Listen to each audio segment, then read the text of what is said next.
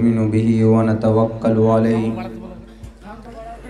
ونعوذ بالله من شرور أنفسنا ومن سيئات أعمالنا من يهده الله فلا مضل له ومن يضلله فلا هادي له ونشهد أن لا إله إلا الله وحده لا شريك له ونشهد أن سيدنا ومولانا محمدا عبده ورسوله أما بعد فأعوذ بالله من الشيطان الرجيم بسم الله الرحمن الرحيم لقد جاءكم رسول من أنفسكم عزيز عليه ما عنتم حريص عليكم بالمؤمنين رؤوف رحيم وقال الله تبارك وتعالى في القرآن المجيد اقرأ باسم ربك الذي خلق الإنسان من علق وقال الله تبارك وتعالى وما أرسلناك إلا رحمة للعالمين قال النبي صلى الله عليه وسلم إنما بعثت لأتمم مكارم الأخلاق وقال النبي صلى الله عليه وسلم من رأى منكم منكرا فليغيره بيده فإن لم يستطع فبلسانه فإن لم يستطع فبقلبه وذلك أضعف الإيمان رواه المسلم أو كما قال النبي عليه الصلاة والسلام.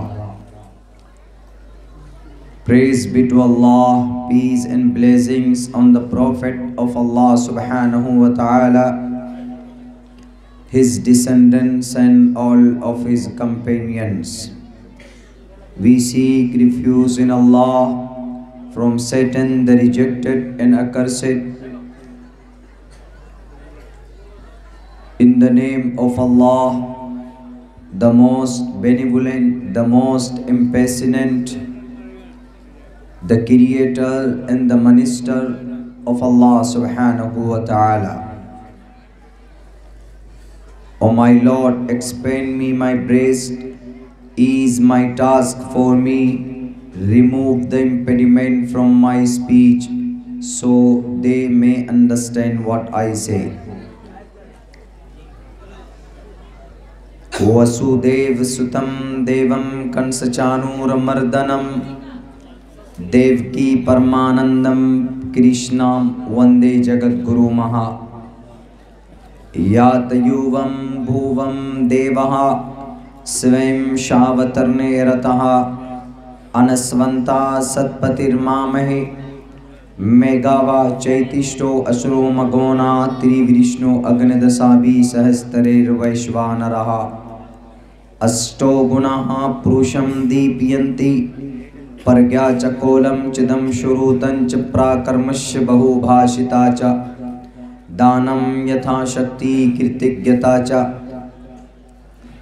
Samam Kaishro Griva Dharayanna Chalam Isthiraha Samparekshana Se Kamgaraha Dishasachana Vlokanniyaha Matraman Pitraman Charyavan Purusho Vedaha Parashasta Dharmiki Viditi Yassasamasmagamaha Drishtiputam Vastraputam Jalam Pabhed Satyaputam Vadet Vacham Vastraputam Om Shanno Varuna Shanno Mitraha Shanna Brahma Braspati Namo Brahmane Namaste Vayu Tameva Pratiksham Brahmasi Om Shanti Om Shanti Om Shanti. محترم جناب صدر جلسہ گرامی قدر حضرات علماء کرام تشریف فرما اسٹیج پر معزز دانشوران عظام اس پنڈال میں دور دراز سے آئے ہوئے ہمارے غیور مسلمانوں نوجوان ساتھیوں اور ہماری سماج کے بہنوں ماں اور بیٹیوں دستار بندی کا یہ جلسہ دستار فضیلت ابھی کچھ دیر پہلے 3 حافظ قرآن جنہوں نے اللہ کے کلام کو اپنے سینے میں محفوظ کیا اور ان کے سمان اور ان کے اعزاز و اکرام میں ہم لوگوں نے ان کے سر پر فضیلت کا دستار باندھ کر ان کو عزت سے حوصلے سے ہم لوگوں نے نوازنے کی کوشش کی۔ جہاں تک ہو سکتا ہے دنیا کی نظر میں ہم لوگ ان کو سمان دینے کی کوشش کرتے ہیں، لیکن اصل ان کا سمان، ان کا اصل اعزاز و احترام مرنے کے بعد حشر کے میدان میں اللہ کے طرف سے ان کو وہاں پر عزت دی جائے گی۔ یہ بات صرف میری زبان کی نہیں ہے، بلکہ آخری نبی محمد رسول اللہ صلی اللہ علیہ وسلم کی طرف سے یہ بشارت ہے کہ اگر کوئی حافظ قرآن اس دھرتی پر بنتا ہے، اللہ کے کلام کو یاد کرتا ہے، اس کو اپنے سینے میں بساتا ہے، تو یہ بہت بڑی فضیلت کی بات ہے، بہت بڑے خوشخبری کی بات ہے کہ اللہ نے قرآن کی حفاظت کے لیے اس کے سینے کو چنا، منتخب کیا۔ اللہ کے طرف سے اس کا انتخاب ہوا کہ اللہ تبارک و تعالیٰ نے اس کے جسم کے حصے کو، اس کے جسم کو اپنے پاک قرآن کی حفاظت کے لیے منتخب کیا، اور اللہ تبارک و تعالیٰ کے آخری نبی محمد رسول اللہ نے ارشاد فرمایا، من یرد اللہ بہ خیرا یفقہہ فی الدین۔ اللہ تبارک و تعالیٰ جب کسی بندے کے ساتھ بھلائی کا ارادہ کرنا چاہتے ہیں تو اس کو دین کی سمجھ اور دین کی فہم عطا فرماتے۔ وہ یہ بھی قرآن کو یاد کرنا یہ دین کا، شریعت کا ایک حصہ ہے۔ 2 ٹوک لفظوں میں یہ بات کہی جا سکتی ہے کہ اللہ نے ان حافظ قرآن کے ساتھ نیکی کا ارادہ کر لیا۔ یہاں تو ہم لوگ ان کو ان کی شان کے مطابق عزت نہیں دے پائیں گے، کل قیامت میں جب ان کے سر پر، ان کے ماں باپ کے سر پر جنہوں نے اپنے بچے کو حافظ قرآن بنایا روشن تاج ہوگا، اور جس کی روشنی چاند سورج سے زیادہ ہوگی، اس وقت اندازہ ہوگا کہ حافظ قرآن کا کیا اعزاز۔ اور حافظ قرآن کو کوئی یہ چھوٹا موٹا عہدہ نہیں۔ ہم لوگ دنیا میں تو یہ سمجھتے ہیں کہ اگر اپنے بچے کو قرآن کریم کا حافظ بنایا تو زیادہ سے زیادہ کتنا پیسہ کمائے گا، کسی مسجد میں امامتی کرے گا، اذان دے گا، یا کسی مدرسے میں پڑھائے گا، تو زیادہ سے زیادہ 10,000 روپے اس کی سیلری ہوگی۔ لیکن وہ یہ بھول جاتا ہے کہ دنیا میں 10,000 روپے سیلری ہے، لیکن یہی حافظ قرآن مرنے کے بعد اس وقت میں جب عالم محشر میں سب لوگ نفسی نفسی کے عالم میں ہوں گے، سب لوگ پریشانی کے عالم میں ہوں گے، یوم یفر المرء من اخیہ وامہ وابیہ وصاحبتہ وبنیہ، ایک دوسرے سے بھاگیں گے، باپ بیٹے سے، بیٹی ماں سے، شوہر بیوی سے، اور بیوی اپنے شوہر سے اس دن بھاگے گی۔ وہاں پر اس سمے میں اللہ تبارک و تعالی ان کو، حافظ قرآن کو، جن کو ہم سمجھتے تھے کہ 10,000 روپے کمانے والا، اللہ تبارک و تعالیٰ کے طرف سے آرڈر ہوگا کہ تم جنت جاؤ، پریشان مت ہو، اور اکیلے مت جاؤ، 10 ایسے آدمیوں کو اپنے خاندان کے ساتھ میں لے لو، ان کو جنت لے کر جاؤ، ان 10 آدمیوں پر جہنم بھی واجب ہو چکی ہوگی، تو اللہ تبارک و تعالیٰ کہے گا کہ تمہارے پاس طاقت ہے، تمہارے پاس پاور ہے، اور تمہارے پاس ٹکٹ ہے، اتھارٹی ہے۔ 3,22,000 الفاظ کی جو وہ ڈگری تمہارے سینے میں ہے، جو تم قرآن کریم پڑھا کرتے تھے دنیا میں، وہ قرآن اس کے بدولت 10 آدمیوں کو، اپنے پیرنٹس کو، ماں باپ کو، اور اپنے خاندان کے جو 10 لوگ ہوں گے ان کو دونوں ہاتھ سے پکڑ کر جنت کے طرف جاؤ، قرآن پڑھتے جاؤ، اور جنت کے بلند سیڑھیوں پر چڑھتے جاؤ۔ جہاں تمہارا قرآن مکمل ہوگا تم رک جاؤ گے، وہاں پر تمہارا مقام ہوگا۔ یہ صرف 10,000 روپے کمانے والے ایک حافظ قرآن کے لیے ہوگا۔ باقی دنیا کے منسٹر وہاں پر ہوں گے، سی ایم پی ایم ہوگا، پریزیڈنٹ ہوگا، وائس پریزیڈنٹ ہوں گے، بڑے بڑے doctor M B B S M D وہاں پر ہوں گے۔ کسی کو اللہ تبارک و تعالیٰ یہ اتھارٹی نہیں دے گا، صرف ایک حافظ قرآن کو، جنہیں ہم دنیا میں بہت معمولی اور ادنا سمجھتے، اللہ تبارک و تعالیٰ اس دن اس کو دکھائے گا کہ تمہاری طاقت کیا ہے، دنیا والوں کو دکھاؤ۔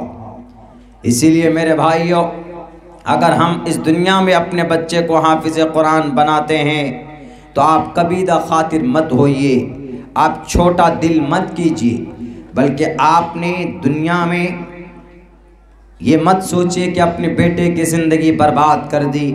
حافظ قرآن بنا، اس بچے نے پوری زندگی اگر قرآن کریم کو پڑھتا رہا، عمل کرتا رہا، اگر وہ مرنے کے بعد جہنم میں گر جائے بھول سے تو جہنم کی آگ ٹھنڈی ہو جائے گی، جہنم کی آگ اس حافظ قرآن کو جلا نہیں سکتی۔ ہم نہیں اندازہ لگا سکتے کہ کیا مقام ان کا مرنے کے بعد ہوگا۔ اپنے بچوں کو کوشش کیجئے کہ مدرسوں کے اندر تعلیم ہو ان کی، اور حافظ قرآن بنے وہ بچہ ہمارا شروع میں۔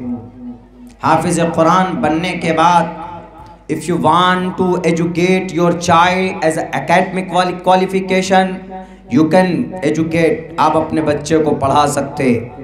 اگر آپ اپنے بچے کو چاہتے ہیں کہ بھئی آپ کا بچہ ڈاکٹر بنے، کچھ اور بنے دنیا میں، تو آپ کر سکتے ہیں۔ اسلام منع نہیں کرتا، اسلام doesn't deny، اسلام کبھی بھی آپ کو نہیں روکتا، لیکن آپ سب سے پہلے ان مدرسوں کو، یہ جو مدرسے بنے ہوئے ہیں، ان مدرسوں کو آباد کیجئے۔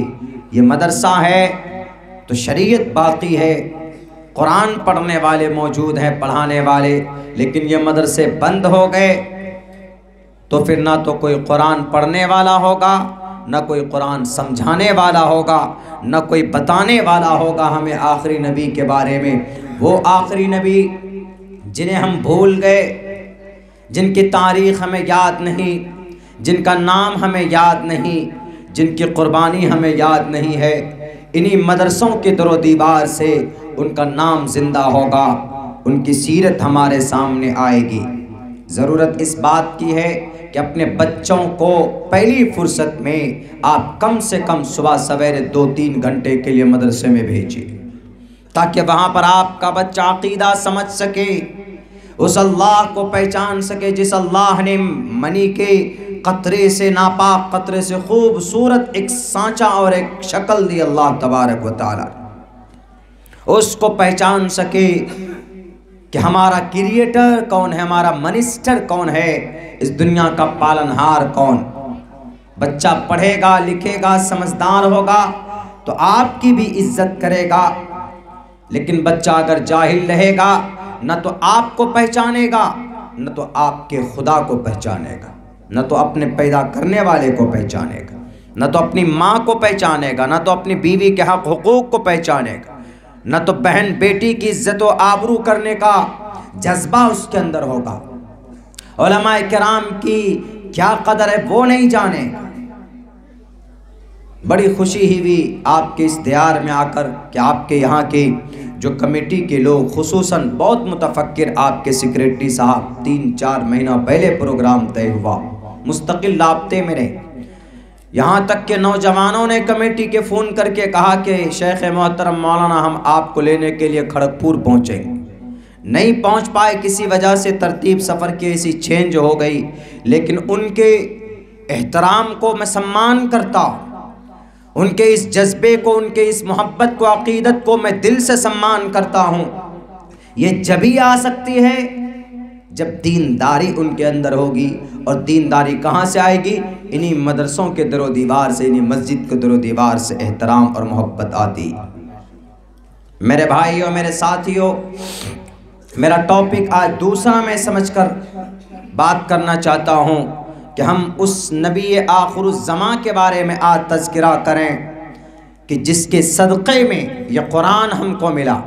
یہ پورا قرآن کس پر نازل ہوا؟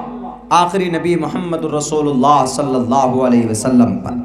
23 سال لگے اس قرآن کو اترنے میں، 23 سال تک، 13 سال مکہ میں، مکہ کے بعد جب ہجرت کر کے مدینہ گئے 10 سال وہاں پر اس قرآن کو یہ قرآن اتارا گیا، پورے کمپلیٹلی تقریباً 23 سال لگے اس قرآن کو اترنے میں۔ بچہ ہمارا الحمدللہ کوئی 2 سال میں، کوئی 2.5 سال میں، کوئی 3 سال میں۔ کل جس جلسے میں تھا میں کٹیہار اور مالدہ بارڈر پر، ایک بچہ حافظ قرآن ہے، اور اس بچے نے 9 مہینے میں پورا قرآن یاد کیا، پورے لاک ڈاؤن میں 9 مہینے میں۔ جس وقت اس بچے کی پگڑی باندھی جا رہی تھی، وہاں کے لوگ اور وہاں کی مائیں عقیدت میں آدھے پیر تک نوٹوں سے 10 کا، 20 کا، 500 کا، جتنا ہو سکتا تھا، احترام میں، عزت میں ان کو بھر دیا لا کر۔ سبحان اللہ۔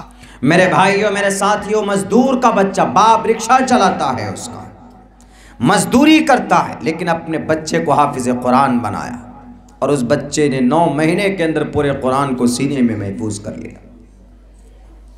اسی وقت ہم نے کہا، یہ دیکھ کر مجھ سے رہا نہیں گا، ہم نے کہا کہ دنیا کے دشمنوں، قرآن کے احکام کو مٹانے والوں، تم 7 مرتبہ جنم لے لو گے، اس قرآن کو نہیں مٹا پاؤ گے، کہ کو 9 مہینے میں ہمارے بچے حافظ قرآن بنتے۔ تم قرآن کے نسخوں کو جلا دو گے، ان سینوں کو نہیں جلا سکتے، ان سینوں میں کہاں ڈھونڈو گے؟ قرآن کو کیسے نکالو گے ان سینوں سے؟ اللہ تبارک و تعالی انا نحن نزلنا الذکر و انا لہ لحافظون، اللہ نے کہا کہ ہم نے قرآن کو اتارا اور ہم ہی اس قرآن کے محافظ ہیں۔ پوری کوشش کی تھی باطل طاقتوں نے، تم بھی کر لو، یہ تو معمولی پردے کی بات ہے جسے تم مٹانا چاہتے ہو، نہیں مٹ سکتا یہ پردہ، یہ ہمارے خون میں، ہمارے رگوں میں پیوست ہے۔ قرآن کا حکم ہے، کیا پردہ؟ ابھی تو ایک بیٹی کھڑی ہوئی تھی تو پوری دنیا کے اندر پردے کا انٹروڈیوس کرائی، ان ملکوں کے اندر بھی پردے کے بارے میں جاننے کی کوشش کرنے لگے کہ آخر یہ پردہ ہے کیا، یہ حجاب ہے کیا، ذرا بتاؤ تو صحیح۔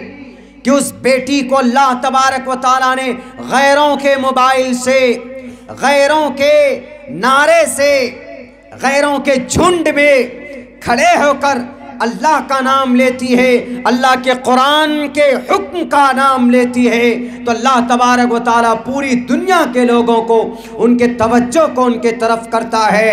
میرے بھائیو، یہ تو صرف قرآن کا ایک چھوٹا سا ادنا سا آرڈر ہے، قرآن کو نہیں مٹا سکتے، قرآن کے فرمان کو نہیں مٹا سکتے، چاہے تم جتنی بھی کوشش کر لو۔ کل یہ بات ہم نے کہی، کیوں؟ کیونکہ کل ایک حافظ قرآن بنا، آج 3 حافظ قرآن بنا، کل کی ڈیٹ میں اور حافظ قرآن ہوگا۔ کئی لاکھ ہمارے بچے ایسے ہیں جو قرآن کریم کو یاد کر رہے ہیں اور ڈے بائی ڈے وہ حافظ قرآن بن رہے ہیں۔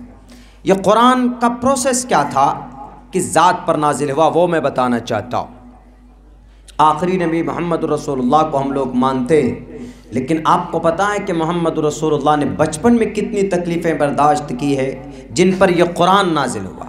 ہم نبی پاک علیہ السلام کی بچپن کو، نبوت سے پہلے بعد کی زندگی کو ہم لوگ جانتے ہیں محمد الرسول اللہ کی، ان سے پہلے کی زندگی بہت کم جانتے ہیں ہم لوگ، بہت کم لوگوں کو معلوم ہی نہیں۔ لیکن میں آج کوشش کرتا ہوں کہ ہماری ذمہ داری ہے کہ ہم کو کیا، پوری جگت کو جس گرو کی وجہ سے، جس ذات کی وجہ سے اللہ نے پیدا کیا پوری دنیا کو، اس ذات کے بچپن کو، ان کی جوانی کو ہم جاننے کی کوشش کریں، چونکہ بہت بڑا مجمع جوانوں کا ہے۔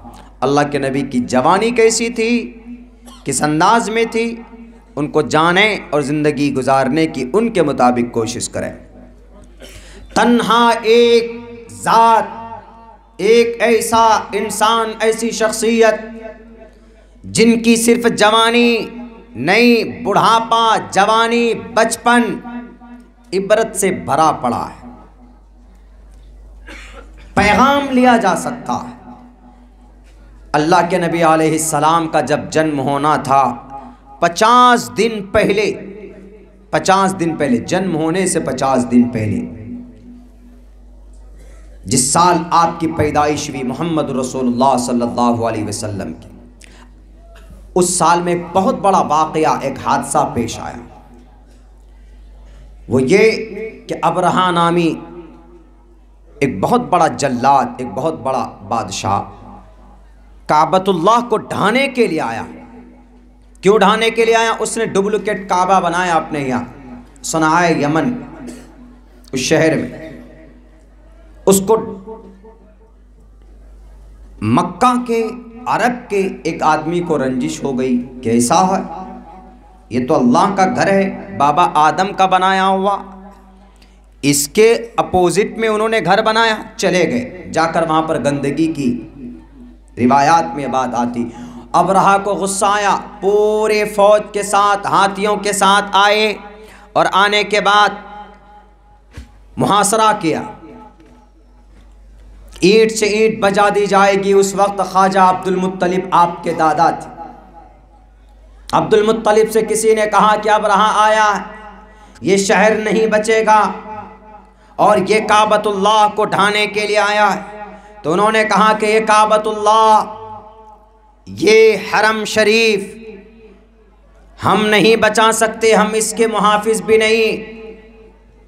آج جو لوگ مسجدوں میں بلڈوزر چلاتے ہیں، جو لوگ ہمارے مدرسوں میں تالے ڈالتے، ایک بات کان کھول کر سن لو، تم ابرہہ کی اولاد ہو، اور ہم جو بچانے کی بات کرتے ہیں، ہم امن کے ماننے والے خواجہ عبد المطلب، اللہ کے نبی کے دادا محترم، ان کے ماننے والے، انہوں نے کہا کہ اللہ کا گھر ہے، اللہ ہی حفاظت کرے گا، ہم شہر سے باہر ہو جاتے۔ شہر سے باہر ہو گئے، اس کو منع کیا گیا کہ تم یہ غلطی مت کرو، تم یہ غلطی مت کرو، اللہ نے تم کو مکھیہ منتری بنایا ہے، تو کسی مسجد کو یا کسی مندر کو یا کسی مدرسے کو ٹارگیٹ مت کرو، کسی چرچ کو ٹارگیٹ مت کرو، یہ پرسنل دھارمک استھل ہے، ورشپ پلیس ہے، بھاونا جڑا ہوا ہوتا۔ نہیں مانا، جیسے آج لال بجکر نہیں مانتے، بلڈوزر کسی بھی مسجد میں چلا دیتے۔ تو ابرہہ نے کہا کہ نہیں، چلاؤ اپنے فوجوں کو، لشکر کو آگے کرو۔ ہاتھی نہیں آگے بڑھنے کی اس کی جرأت ہو رہی تھی، لیکن پھر بھی اس نے کوشش کی۔ عبد المطلب نے کہا کہ اللہ کا گھر ہے، اللہ اس کی حفاظت کرے گا۔ نہیں مانا، حملہ کرنے پر تل گیا، حملہ کرتا ہے، پورے کعبۃ اللہ کو ڈھانے کی کوشش کرتا ہے۔ لیکن وہی ہے، جب کوئی اللہ کی خدا کی خدائی کو چیلنج کرتا ہے تو اللہ تبارک و تعالیٰ پھر اس کو چکھا دیتے ہیں کہ اللہ کون۔ اللہ تبارک و تعالیٰ نے دیکھا کہ یہ نہیں مانے گا، اس کا ظلم حد سے زیادہ بڑھ جاتا۔ یاد رکھو مسلمانوں، اور اس گاؤں کے اندر میں آس پاس کے قریب کے گاؤں کے اندر ہمارے نان مسلم بھائی بستے ہیں، آپ بھی یاد رکھیں میرے ہندو بھائیوں، جب بھی کسی ظالم کا ظلم بڑھتا ہے تو وہ مضبوط نہیں ہوتا، بلکہ اس کا نام و نشان مٹ جاتا ہے۔ یہ تاریخ اور یہ اتہاس یہ بات ہمیں بتاتی۔ جب ابرہہ کا ظلم بڑھا تو اللہ تبارک و تعالیٰ نے آسمان میں अलम तरा कैफ फ़अल रब्बुक बिअस्हाबिल फील अलम यजअल कैदहुम फी तज़लील। उनके प्रोपेगंडे को हमने धाराशाही नहीं कर दिया। व अरसल अलैहिम तैरन अबाबील, हमने उनके सामने तैरन अबाबील को भेजा उनके ऊपर। तरमीहिम बिहिजारतिम, एक चोंच में पत्थर, दोनों पैरों में एक पत्थर, एक एक पत्थर। व अरसल अलैहिम तैरन अबाबील तरमीहिम बिहिजारतिम मिन सिज्जील, पत्थरों की बारिशें कर दी उनके ऊपर।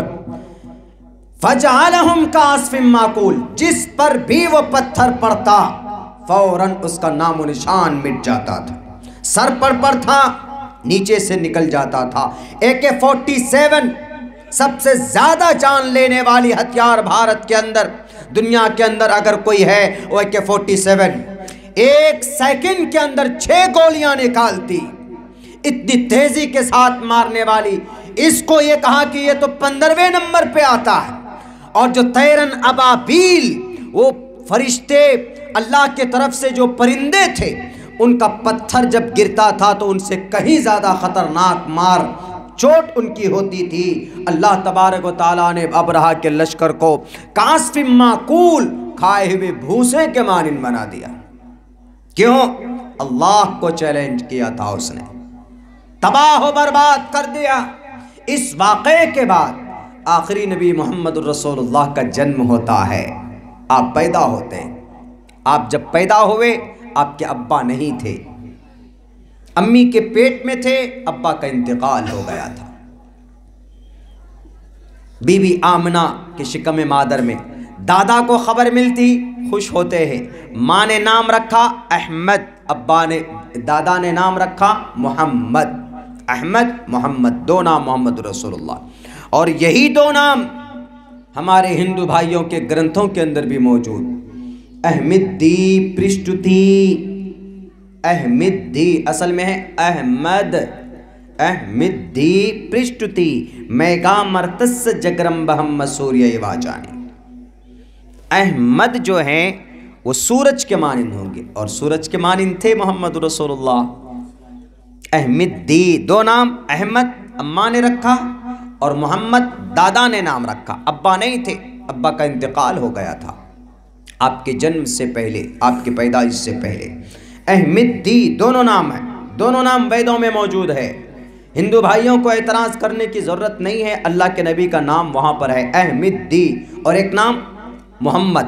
तो मोहम्मद भी है। महामद इत्खियात शिष्यो साक समन्विता, महामद, मोहम्मद से महामद बिगड़ी हुई शक्ल है, लेकिन महामद इत्खियात शिष्यो साक समन्विता साफ लफ्जों में है। और यह है आज्ञान हेतु किरत मोहम्मद अंधकारम, बुराई को खत्म करने वाले मोहम्मद है। मोहम्मद की बिगड़ी हुई शक्ल मोहम्मद। अंधकारम नाशम विदायम हितदोदयते विवेकः, वेदों के मंत्र हैं, पुराण के मंत्र हैं। ये दोनों नाम मौजूद, अहमद भी मौजूद और मोहम्मद भी मौजूद संस्कृत जुबान में। अल्लाह के नबी की क्या बशारत है, क्या पेशीन गोइयाँ हैं कि पूरी दुनिया के ग्रंथों में मोहम्मद का और अहमद का नाम खुले लफ्ज़ों में। बल्कि एक मंत्र में पढ़ा करता हूँ कभी कभी उपनिषद का, उसमें तो साफ लिखा हुआ अल्लो रसूल मोहम्मद रकबरस, अल्लो रसूल मोहम्मद वहाँ पर भी है। मोहम्मद अल्लाह के मुकर्रब रसूल है। मोहम्मद अल्लो रसूल मोहम्मद रकबरस अल्लाह अदल्लबूक मैककम अदल्लबूक निखादकम, किताब दी गई जिनको, चुनकर उनको भेजा गया। अल्लबूक मैककम अदल्लबूक निखादकम। चारों तरफ खुशी, उस नाम का बच्चा नहीं था मक्का में। आप अलैहिस्सलातु वस्सलाम की परवरिश की बात आई, अम्मा मोहतरमा ने पाप दूध पिलाया आमिना ने, और आमिना अम्मा, अल्लाह के नबी के अम्मा का नाम संस्कृत में हिंदू भाइयों के ग्रंथों में मौजूद सुमत्तियानि था वैष्णवमम, सोमवती के कोक से सोमवती। It is Sanskrit word. If you want to convert this word into अरबी, सोमवती मीन्स आमिना, सोमवती मतलब अमन वाली, अरबी में ले जाएंगे तो अमन का तर्जमा क्या होगा? आमिनतुन, आमिना सोमवती के कोख से आएंगे।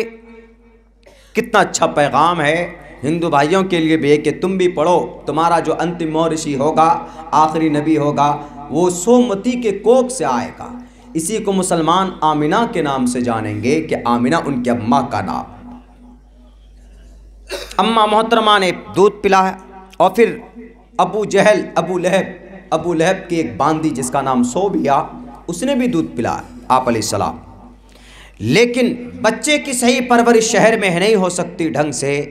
गांव के आबो हवा अच्छे होते हैं। जो आपके इस गांव में आबो हवा बाहर के, आपको अगर ठंडी हवा चाहिए तो कहाँ जाएंगे आप? खेत खलियान में चले जाएंगे।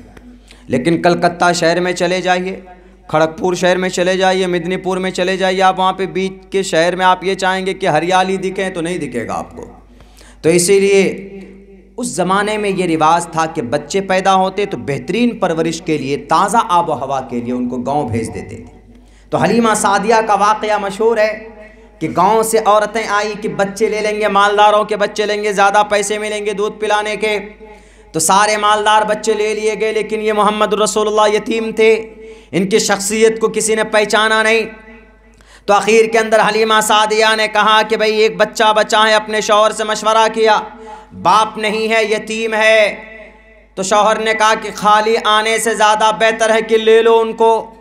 और जब लेकर घोड़े पर बैठे तो जो घोड़ी जो ऊँटनी कमज़ोर थी, ताकतवर हो गई और गए जहाँ पर बयाबान जंगल था।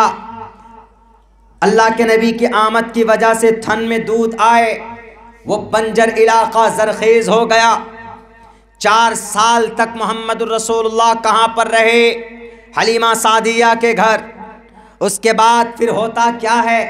4 साल के बाद आते हैं आसमान से जिब्राइल अमीन, उनके सीने को चाक किया जाता है और मोहम्मद रसूलुल्लाह बच्चों के साथ बकरियां चराते थे।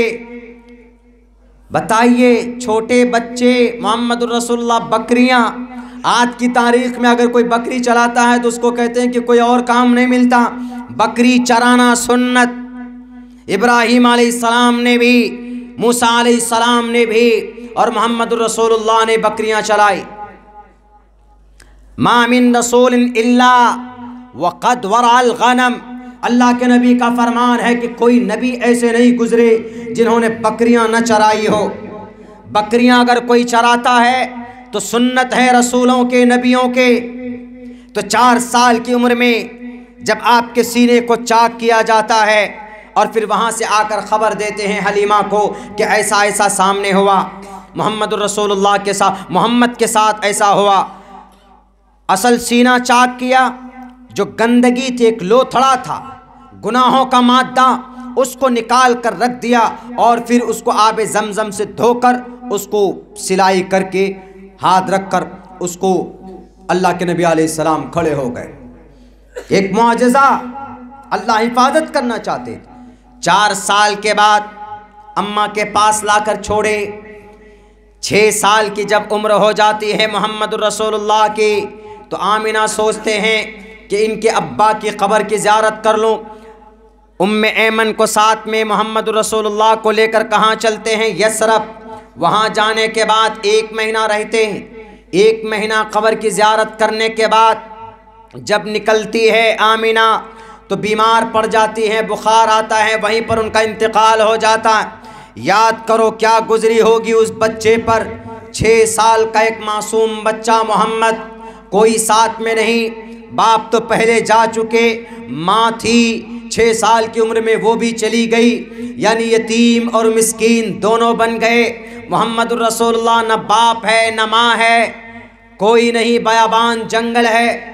आपके इस इलाके के जंगल के तरह छोटी छोटी घाटियों से गुजरकर उम्मे ऐमन ने हाथ पकड़ा और कहा कि बेटे, तुम्हारे साथ तुम्हारी हिफाजत करने वाला तुम्हारा अल्लाह है, तुम डरो मत। रो रहे थे, बिलक रहे थे, माँ को ढूंढ रहे थे, बाप को ढूंढ रहे थे, कोई वहाँ पर नहीं मिल रहा था। उस वक्त अल्लाह के नबी उस दर्द को बर्दाश्त करते हुए आए। اللہ کے نبی کے اپنے دادا کے دادا کے پاس عبد المطلب کے پاس آئے تو عبد المطلب نے اپنی نگرانی میں لیا۔ 8 سال کی عمر ہوتی تو عبد المطلب کا بھی انتقال ہو جاتا ہے۔ 8 سال کی عمر میں ایک سہارا ملا، ان کا بھی انتقال ہو گیا۔ جب ماں کے پیٹ میں تھے ابا انتقال کر گئے، جب 6 سال کی عمر تھی تو ماں چلے گئے، اور جب 8 سال کی عمر ہوئی تو دادا چلے گئے۔ اب کون، سب تو چلے گئے، لیکن عبد المطلب نے وصیت کی تھی خواجہ ابو طالب کو کہ تم اپنے اس بھتیجے کی نگرانی کرنا، یہ بچہ کوئی معمولی بچہ نہیں ہے، اس کی حفاظت کرنا۔ خواجہ ابو طالب کی نگرانی میں آتے، اور پھر جب عمر ہوتی ہے آپ کی 12 سال تو آپ کی شخصیت کو پہچان جاتے ہیں خواجہ ابو طالب۔ بارش نہیں ہوتی ہے پورے مکہ میں، قحط سالی ہے پورے شہر میں، پورے مکہ سٹی میں، بارش کیسے ہو؟ تو خواجہ ابو طالب کے پاس ٹوٹل مکہ شہر کے لوگ آ کر کہتے ہیں کہ آپ تو سردار ہیں، بارش کیسے ہوگی، کچھ کیجیے۔ تو انہوں نے کہا کہ گھبراؤ مت، اپنے اس بھتیجے کو پکڑتے ہیں اور کعبۃ اللہ جاتے ہیں، سارے لوگوں کو بلاتے ہیں۔ اللہ کے نبی، چھوٹے بچے، ابھی نبی نہیں، ابھی تو معصوم بچے، یتیم مسکین، آپ علیہ الصلوۃ والسلام آپ کی پیٹھ کو دیوار سے، کعبۃ اللہ کے دیوار سے ایسے ٹچ کر دیتے اور اللہ سے دعا کرتے ہیں کہ اے اللہ، ابھی ان کو پتہ بھی نہیں ہے کہ میں کون ہوں۔ خواجہ ابو طالب کہتے ہیں کہ اے اللہ، بارش کی ضرورت ہے، میرے اعمال اتنے اچھے نہیں ہیں کہ ہمارے اعمال کے بدولت آپ بارش کر دیں، لیکن یہ جو بچہ ہے اس کی وجہ سے تو بارش کر دے۔ دعا ہو ہی رہی تھی کہ بادل آیا، اتنی بارش ہوئی، اتنی بارش ہوئی کہ پورا شہر پانیوں میں جل تھل ہو گیا۔ ایک معصوم بچہ دیوار سے لگے ہوئے، اور تب جا کر خواجہ ابو طالب نے کہا اب یذ سمام الیتامى عصمۃ للارامل، کہ تو اتنا خوبصورت ہے کہ تیرے چہرے کی چمک کی وجہ سے اللہ تبارک و تعالی بارش کرتا ہے۔ 12 سال کی عمر میں ان کے صدقے میں بارش ہوئی، پورے مکہ شہر کو بارش سے، قحط سالی سے بچایا گیا۔ اور پھر ایک موقع پر اپنے کندھے پر اینٹ ڈال کر اللہ کے نبی کعبۃ اللہ کی تعمیر کے لیے دوبارہ سے، کئی مرتبہ کعبۃ اللہ کی تعمیر ہوئی، اینٹ لے کر جا رہے ہیں، چھوٹے بچے نیچے تہمت باندھے ہوئے، کمر یہ کندھا چھل گیا۔ آپ کے چچا حضرت عباس آ کر کیا کہتے ہیں، ارے بیٹے تم اینٹ مت اٹھاؤ۔ انہوں نے کہا کہ نہیں، میں اپنے چچا کے ساتھ کام کرتا ہوں، میں فری نہیں کھانے والا ہوں، میں محنت کروں گا۔ تو انہوں نے کہا اچھا ایک کام کرو، یہ جو تمہارا کندھا چھل گیا ہے اس کو ختم کرتے ہیں۔ کہا کیسے؟ کہا ادھر آؤ، چھوٹا بچہ ہے۔ حضرت عباس نے سوچا کتنا معصوم سا بچہ ہے، وہ جو تہمد ہے اس تہمد کو کھول کر یہاں رکھنے کی کوشش کرنے لگے۔ جیسے ہی ان کو محسوس ہوا کہ میری تہمد کھول رہے ہیں، بے ہوش ہو گئے تھے اللہ کے نبی۔ یعنی حیا کہ مجھے آپ برہنہ کر رہے ہیں۔ کتنے گھنٹوں کے بعد ان کو ہوش آیا، تب جا کر معافی مانگی۔ یہ 2 واقعہ ایسے ہیں 12 سال کی عمر میں کہ پوری دنیا کے اندر کوئی مائے کا لال پیش نہیں کر سکتا، جن کی چہرے کی بدولت اللہ نے آسمان سے بارش کی ہو، کوئی مائے کا لال پیش نہیں کر سکتا۔ 12 سال کی عمر کے بعد جب خواجہ ابو طالب اپنے اس بھتیجے کو لے کر جاتے ہیں، کہاں؟ سفر میں، ملک شام جانے کی کوشش کرتے تو بصرہ کے قریب ایک راہب نے دیکھ کر کہا کہ خواجہ ابو طالب یہ بچہ کون ہے؟ کہا کہ میرا بھتیجا ہے۔ کہا کہ راستے میں درختوں نے اس کو سجدہ کیا ہے، اور جس راستے سے جاتا ہے دیکھو یہاں پر کھڑے ہونا، تمہارے سر پر دھوپ ہے لیکن اس بچے کے سر پر دیکھو بادل سایہ کر رہا ہے، یہ معمولی بچہ نہیں ہے، مت لے کر جاؤ، پوری دنیا دشمن بنے گی ان کی، یہودی دیکھ کر ان کو قتل کریں گے، اس بچے کی حفاظت کرو۔ خواجہ ابو طالب یہ ماجرا دیکھ کر اپنے اس بھتیجے کو واپس اپنے غلام کے ساتھ مکہ بھیج دیتے ہیں کہ یہ معمولی بچہ نہیں۔ دنیا والوں، اپنے اپنے گرو تو بنا لیے تم نے، دکھاؤ نا ایسا بچپن، کوئی مائے کلال کسی بچے نے، کسی ماں نے ایسا بچہ پیدا کیا ہو کہ جس کے چہرے کی وجہ سے دنیا میں بارش کی گئی ہو، اور جن کی خوبصورتی کی وجہ سے، جن کی ذات کی وجہ سے بادل نے بھی ان کے اوپر سایہ کیا ہو، وہ گرو ہو، دنیا کے اندر پیش نہیں کر سکتے۔ اگر کسی کو یہ مقام اللہ تبارک و تعالیٰ نے عطا کیا ہے تو محمد الرسول اللہ کی ذات اقدس ہے، وہ ہمارے نبی کی ذات اقدس ہے۔ میرے بھائیو، پھر کیا ہوتا ہے جب آپ علیہ الصلاۃ والسلام کی عمر 15 سال کی ہو جاتی تو محمد الرسول اللہ کے زمانے میں 15 سال کی عمر میں ایک جنگ ہوتی۔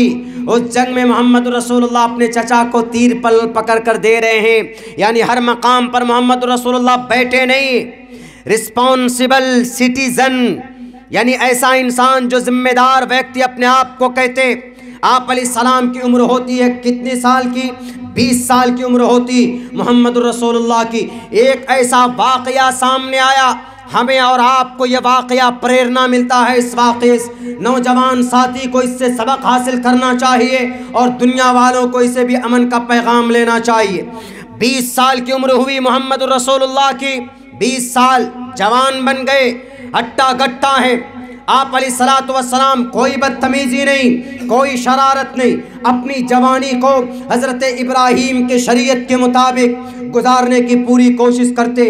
ایک شخص عاص بن وائل اور ایک باہر سے ایک آدمی آیا جس کا نام تھا زبید، اس نے دونوں نے ایک ایگریمنٹ کیا، ایک بزنس شروع کی، لیکن عاص بن وائل علاقے کا تھا، اس کا پیسہ روک لیا تو یہ زبید پریشان ہو کر چیختا چلاتا تھا، کوئی مائے کلال ہے جو مجھ پر ظلم ہوا ہے تو مجھے اس ظلم سے بچائے اور مجھے حق و انصاف دلائے۔ محمد رسول اللہ کے کان میں آواز پہنچتی، محمد ابن عبداللہ کو خبر ہوتی تو محمد ابن عبداللہ نے ایک سنگٹھن بنایا، اس سنگٹھن کا نام حلف الفضول رکھا۔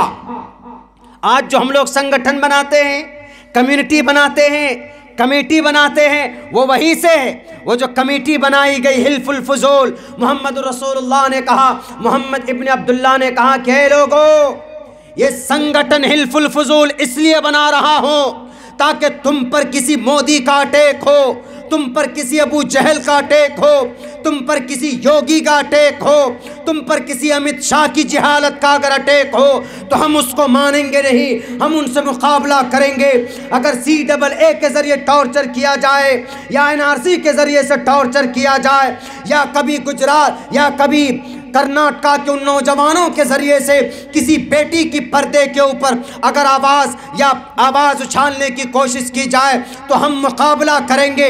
اسی مقصد سے یہ ایک جماعت بنی تھی جس کا نام تھا حلف الفضول، یعنی ایک سنگٹھن بنایا گیا اور اس سنگٹھن کے ذریعے سے عاص بن وائل کو ٹارچر کیا گیا محمد ابن عبداللہ کی پوری ٹیم نے، اور یہ ٹیم نوجوانوں کی تھی۔ آج بھی اگر کہیں پر اگر حق کے خلاف، ظلم کے خلاف آواز بلند کرنے کی ضرورت پڑے تو نوجوانوں، اگر آپ سنگٹھت ہوتے، اگر آپ کمیونٹی بناتے، اگر آپ کمیٹی بناتے ہیں تو یہ سنت رسول اللہ ہے، نبوت سے پہلے کی سنت ہے، آپ کو بنانا چاہیے تاکہ آپ غریبوں کی مدد کر سکو، حق کی آواز کو بلند کر سکو۔ اس سے صاف پتہ چلتا ہے کہ اگر کہیں پر کوئی ظلم ہوتا ہے تو اس کے خلاف سنگٹھن بنانا حق دلانے کے لیے بالکل صحیح اور پرفیکٹ ہے، منع نہیں ہونا چاہیے۔ تو حلف الفضول کے ذریعے سے عاص بن وائل کو ٹارگٹ میں لایا گیا اور کہا کہ عاص بن وائل کیوں آپ نے پریشان کیا، ان کو زبید کو حق دو، حق دیا گیا۔ اس کے بعد کیا ہوتا ہے، جب آپ کی عمر 25 سال کی ہوتی، میں بچپن کے موٹے حالات کو بتا رہا ہوں محمد رسول اللہ کی، 25 سال کی عمر ہوتی، یہاں سے شروعات ہوتی۔ 25 سال کی عمر ہے، آپ بڑے چالاک بن گئے، بڑے ہوشیار بن گئے، تیز ترار بن گئے، آپ چلے جاتے ہیں، آپ کے بارے میں الصادق الامین یہ فیمس ہو جاتا ہے۔ محمد ابن عبداللہ کون؟ وہ جو سچا ہے، وہ جو نیک ہے، وہ ہے۔ کہا اچھا، تو اس وقت کی جو سب سے مالدار عورت تھی خدیجۃ الکبریٰ رضی اللہ تعالی عنہا، انہوں نے کہا بلا کر لاؤ۔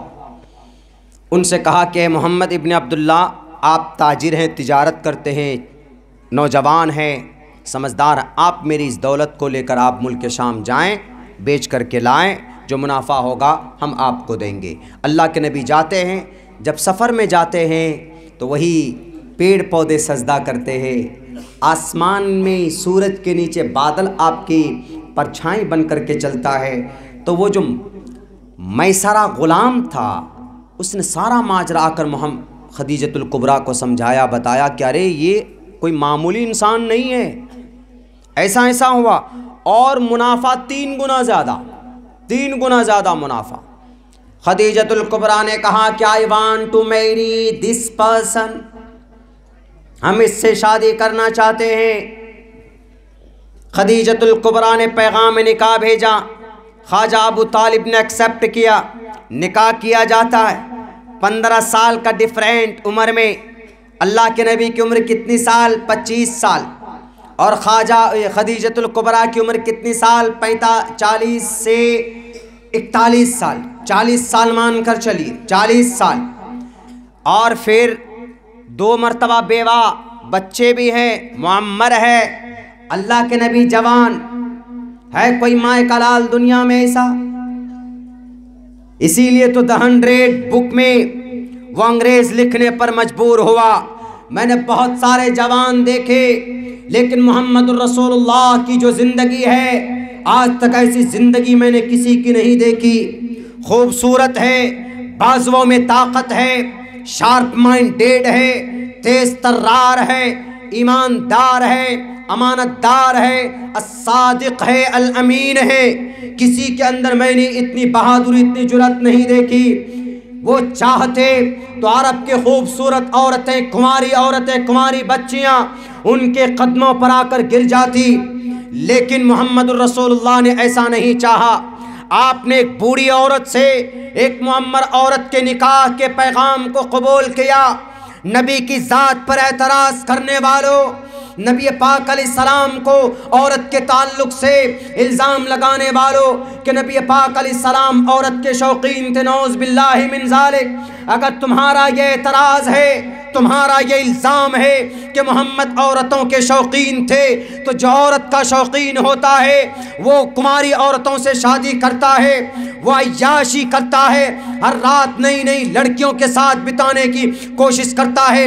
جیسے ہمارے بھارت کے اندر کون پولیٹیشین کرتے، کرپٹ نیتا کرتے، ہر نئی رات کو ان کے بستر پر نئی کنواری لڑکیاں ہوتی ہے، اپنی غربت کی وجہ سے اپنی عزت کو بیچتی، اور وہی لوگ ان کی عزت کو تار تار کرتے جو بیٹی بچاؤ بیٹی پڑھاؤ کا نعرہ لگاتے۔ پوچھو نا ان لوگوں سے کہ 25,000 بیٹیاں ہر سال اپنی عزت کو بیچتی ہے، کرپشن کا شکار ہوتی ہے، اپنی جسم کی نمائش کرتی ہے، جسم فروشی کے دھندے میں جاتی ہے، تب جا کر ان کا چولہا جلتا ہے، اور تم خود درندہ بن کر ہر رات ایک نئی بیٹی کی عزت کو تار تار کرتے ہو۔ آؤ، اگر عزت دیکھنا ہے، عورت کا سمان دیکھنا ہے، تو محمد الرسول اللہ کی زندگی کے اندر دیکھو۔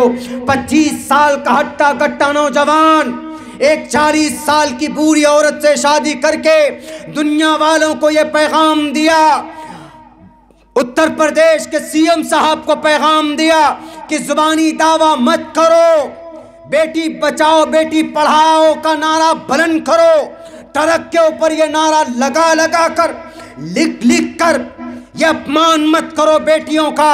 اگر بیٹی کی عزت کرنی ہے تو کنوارا مت رہو، جاؤ پہلے کسی بیٹی کی، غریب بیٹی کے ہاتھ کو تھامو، لال بجکر مت بنو، ان کے ساتھ وواہ کرو اور ان کی زندگی کو آباد کرو، اور پھر سمان دو۔ اگر دلت کی بیٹی ہے تو ان کو بھی عزت دو، اگر ان کا ریپ ہوتا ہے تو ان کے ریپسٹ کو سزائے موت دو۔ ایسا نہیں کہ دلت کی بیٹی کی عزت لوٹی گئی تو رات کو 2 بجے پیٹرول ڈال کر ان کو جلانے کی بھسم کرنے کی کوشش کرتے ہو، اپنی ناکامی چھپانے کی کوشش کرتے ہو۔